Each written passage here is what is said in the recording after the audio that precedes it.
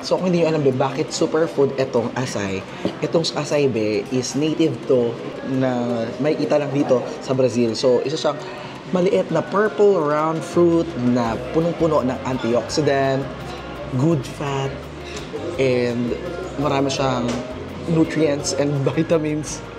Parang magtitinda ng gamot, di ba? Arthur siya ang pagkakagawa, oh. Let me say something to my viewers.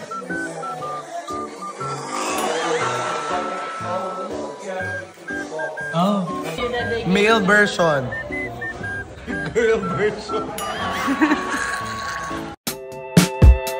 Never met someone like you, felt something like your touch. I wish we would have met tonight. Sure, I've had lovers in my past, won't lie, I've had a blast, but none of them had your humor.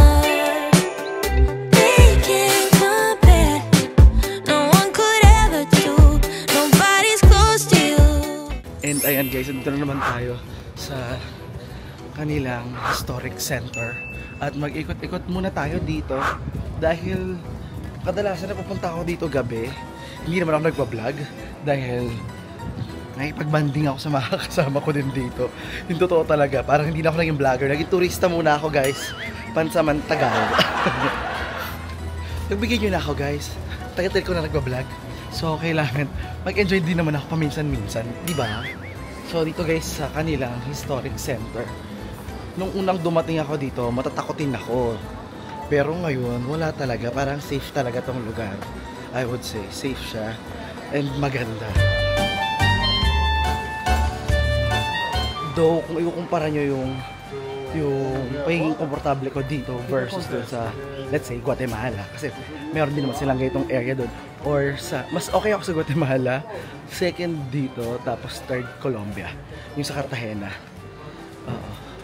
Actually, medyo okay din naman. Parang pare-pareho lang naman. Sadyang, syempre, may notion lang na ganito, ganyan. Kaya mag-iingat ka talaga.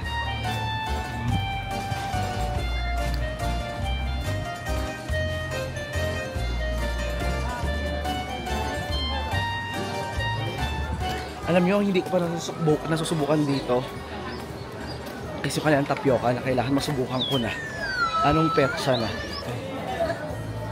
Walang biro guys, pero medyo mahirap maglakad sa ganitong cobblestones. Medyo masakit sa paa.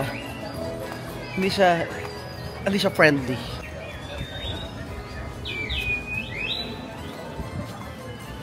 Ito guys yung mga souvenir items nila dito.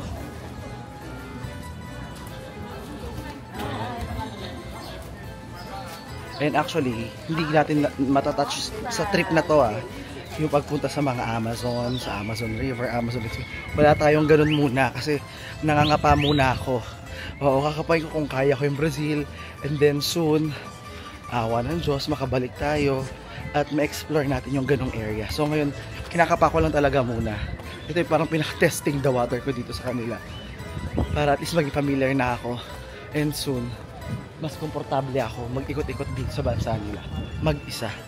O, teka, bago natin pagpatuloy itong ating video, subscribe muna, like this video, at i-follow mo rin ako sa aking Facebook account at Francis Candier. Oh, now, let's go back to the video.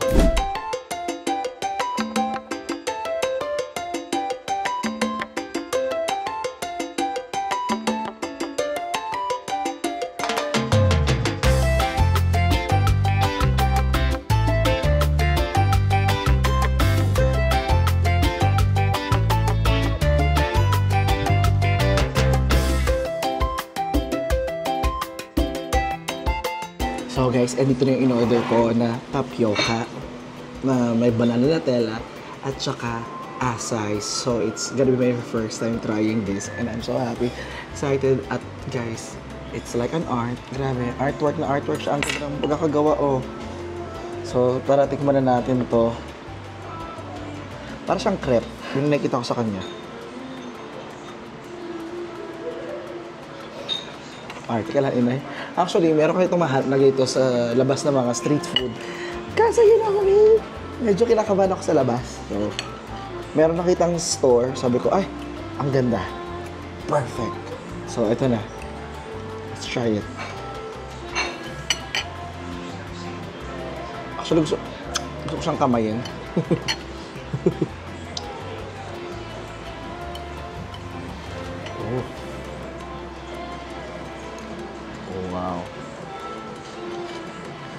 ang pagkakala ko sa tapioca na to guys, hindi lang to basta matamis ha. I mean, not really like ganito lahat matamis. Meron ding ibang flavor chicken. Kanya-kanya yung flavor ba? Ibang cheese. Ganon.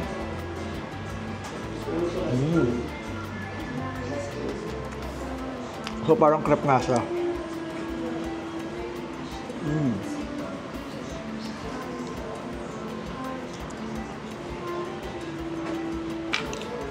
Maganda yung texture nung pinaka-crepe niya. Teka lang, search ko ano siya. So tama nga ako. Kaya siya tinawag tapioca. Kasi ginawa siya sa kasaba o kamoting kahoy. Na ginawa siyang parang pancake. Or crepe. Ganun. So, para sa ganito guys, nagkakahalaga to ng 21 reals.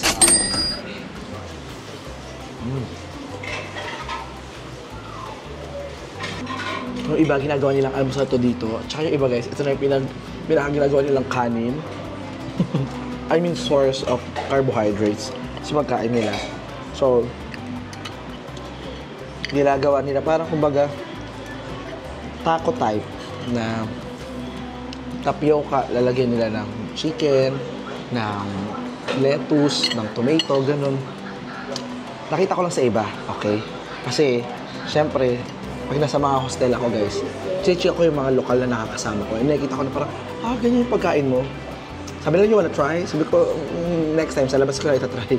Oo, kasi nakakaya naman guys, baka mag-enjoy ako, maubos yung pagkain nila. No guys, pag inalok nyo ako, usually, hindi ako nagdadalawang isip. Kumakain talaga ako. Hindi ako nahihiya.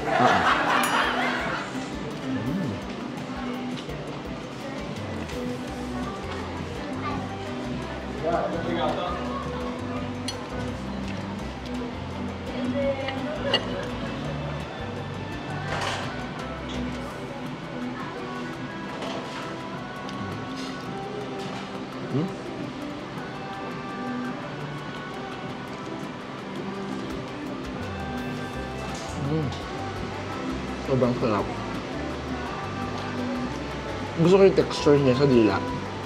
Yung meron chewy. May pagkakakanin yung texture niya kasi nagawa sa kasaba ba.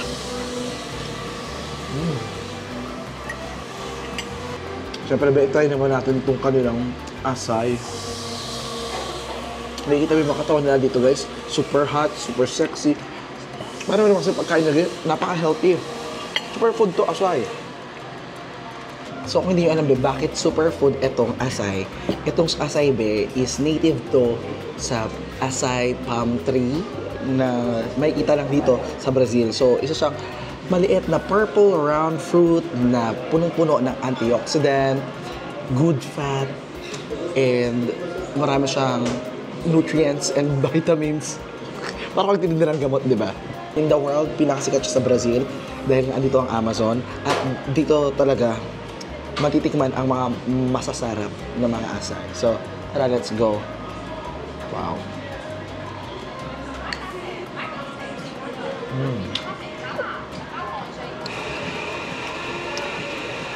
Okay, i-give ko sa kanila. Masarap yung asay, pero yung saging, mas masarap yung saging natin.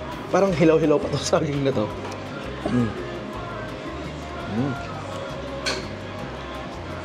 Yung asay kasi guys, maganda to para sa heart. I mean, hindi na pag broken-hearted ka, hindi kung meron kang mga heart problems. Malamig siya. Let's say, para siyang shake. Shake lang naman talaga to. Smoothie, gano'n.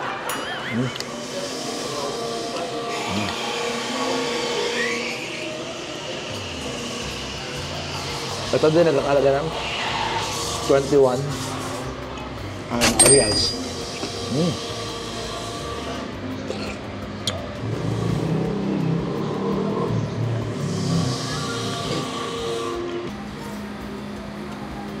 Medyo malamig lang siya, nakakangilo guys. Pero laban naman, kaya naman.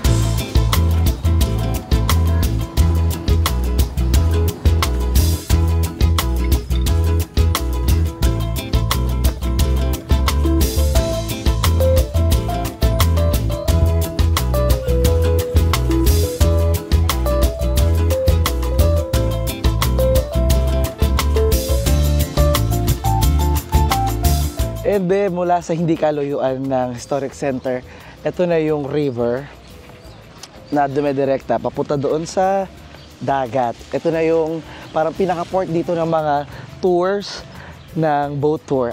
Ayan. So, dito sa area na to, parang makikita mo yung sobrang ganda ng view. And actually, dito sa unahan, dito yung mga posh na mga tuluyan and Airbnbs na pwede nyong estayan. Itong mga area na nga rin ito, napakaganda niyang parkihan at kainan. At ang bongga pa dito guys, ang maganda dito sa kanilang river, walang amoy, hindi mabaho, hindi rin malansa, alam mo yun, malinis. Tsaka dito na talaga sa kanila guys, sabi nga ng tour guide namin, sobrang higpit ng rules sa pagputol ng mga puno. Parang hindi ka basta-basta pwede magputol lang kasi mayroong permit. Kumbaga, kung kailangan mo ng permit magtayo ng building, dito kailangan mo rin ng permit pag may paputulin kang puno. Kaya yung mga businesses dito, they follow certain strict rules para ma-maintain pa rin yung ganda ng kanilang environment.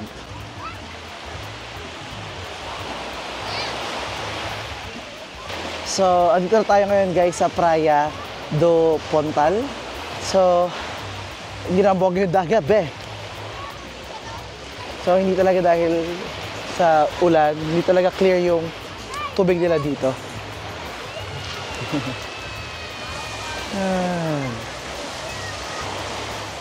And dito sa likod ko makikita nyo parang partihan nila yan. Sa gabi maganda dito kasi dito talaga yung parang sayawan nila, mga samba-samba, ganyan. Pero ngayon maganda rin naman mag-chill-chill dito. Honest review lang naman sa dagat. Mas maganda talaga dagat natin. So guys, yung kanilang buhangin dito. So I decided na maglalakad-lakad lang ako ngayon. Hindi na ako maligo, di ba? Para wala muna akong mga basa-basa na gamit. Ito yung kanilang pinaka-plaza dito guys. Meron sila dito square. Actually maganda siya tingnan. Kasi pag nasa dagat ka, kitang-kita mo yan.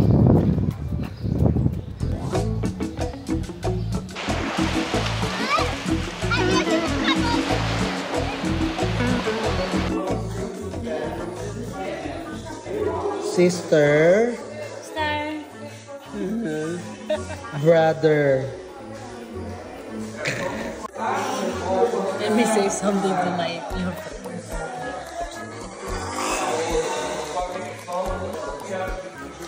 Oh. Translate what you said.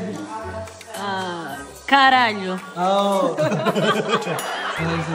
I have a big hemorrhoid and it's Filipino right now. Can you help me, please?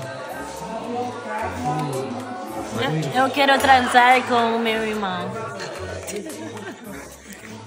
Nagagagawa na po kami dito. Yun lang po talaga yun. Kumain na tayo. Okay nito mga ito. E quero comer uma salsicha muito grande. Amen. Gay man. After taste. Mukhang pagod talaga si bakla ngayon. Yeah.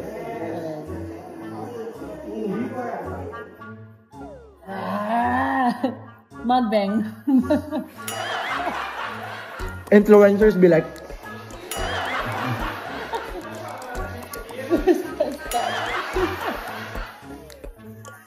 Doing a mukbang. Can't believe I'm here again. I gave him my all, I gave him my heart, but you wouldn't. Now I have to tell my friends, you're not who I thought, I'm not who you want once again. One day you're here, saying what I wanna hear. The next you disappear, doing God knows what with God knows who. You make me cry, so bad just to apologize. Good enough for me to try. So forget the real you. male version. Girl version. Did you see the... The white version. Give it to them. This. This. You want to that? No, yes, they have this. I will just give them. We've been driving around, singing songs way too loud because we wanna. Picking up our love friends. glass fill up to cry till it best because we wanna. Yeah, we just wanna have fun. The trunk's full of wine. We're gonna stay up.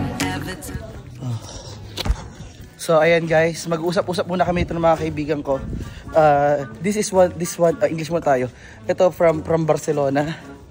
And this one, Polski. Hola. Yan. So, kamusta naman yung araw niyo today? Ano nangyari? Ikaw ba? Anong ganap sa'yo ba ngayon? Ha? Bakit ka natagalan? Ha? Parla català. Oo. Tess. Hindi, walang himala. Si Nora Honor yun. Hindi si Tess, hindi si Aling Tess. Oo, Bueno, ara estem sortint del centre històric, estem anant a no sé on estem anant. I estem parlant cada una amb el seu idioma. Dito naman tayo sa kabila. Bulag, Sa'yo, be? Filipines. Ano masasabi mo naman sa nangyayari ngayon, yung tsuhin mo? Tak na naman ng ibang lalaki. No. Sabi ko sa'yo, di magsalita ka ng salita mo para maintindihan namin. You have to speak in Polski so we can understand you. Diba? Tama. Centrum from A to Zinc. Co? Ha? Chłopie, weź się naucz polskiego, dopiero wtedy do mnie możesz Kaya mo yan. Ito, na-stroke ka na. Stroke. Coś tam syplenić po tym tagalokańsku i co? I tyle. Kaya nga. When you speak your language, your voice get deep. Like, Do you wanna know? This is some Turkish in the meantime. Do you like Turkish music? Oo.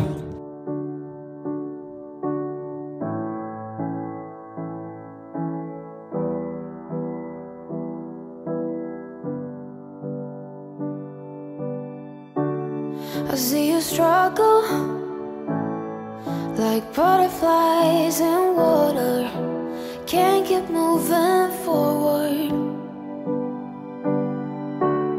I see your shoulders weighted down by armor. You don't need that protection.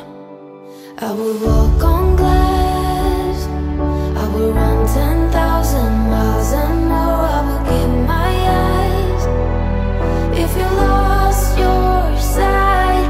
I would run through fire, I would carry you through the heat. I would do it all again if you needed me to. Wish that I could take away your pain like sunbeams in the rain. Oh, we're family. Wherever you go, I'll follow. Whatever you do, I'll handle. I will walk on glass, I will run 10,000 miles and more. I will give my eyes if you lost your sight. I will run through fire, I will carry you through the heat. I will do it all again if you needed me to.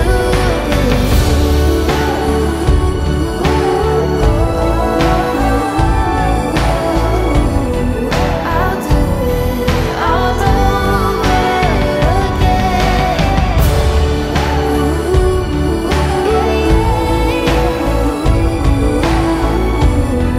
I'll do it all over again.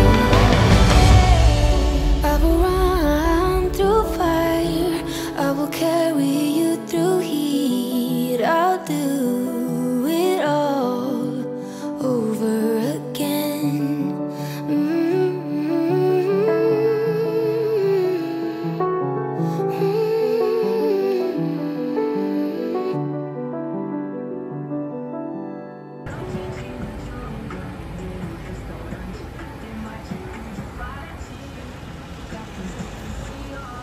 Guys, grabe dito sa Brazil. Tingnan mo pati yung mga ganyang tindahan dito. Dinero, Cartão Pix. So, cash, card. Tsaka parang Gcash nila. Astig. Kahit mga naglalako dito guys, tumatanggap ng card, credit or debit. Saan ka pa? At dyan nga, be, nagtatapos itong ating video dito, be, sa Parachi dito sa Brazil. Kung nag-enjoy ka, syempre, huwag mo kalimutan mag-like, share, at mag-subscribe. Be, mag-subscribe ka naman. Sa mga nanonood sa aking YouTube channel, guys, wag na tayo puro nood. Kailangan mag-subscribe din. Paki-like na video. Please, help me like this video and comment down below kung ano yung gusto mong gawin natin sa mga susunod nating mga videos and sa mga bansang gusto mong puntahan natin. Let me know, please. Let me know, please. Busog na ako. Bye-bye. Bonjia. Ang tanghali na pala. Bonjia pa ako na bonjia.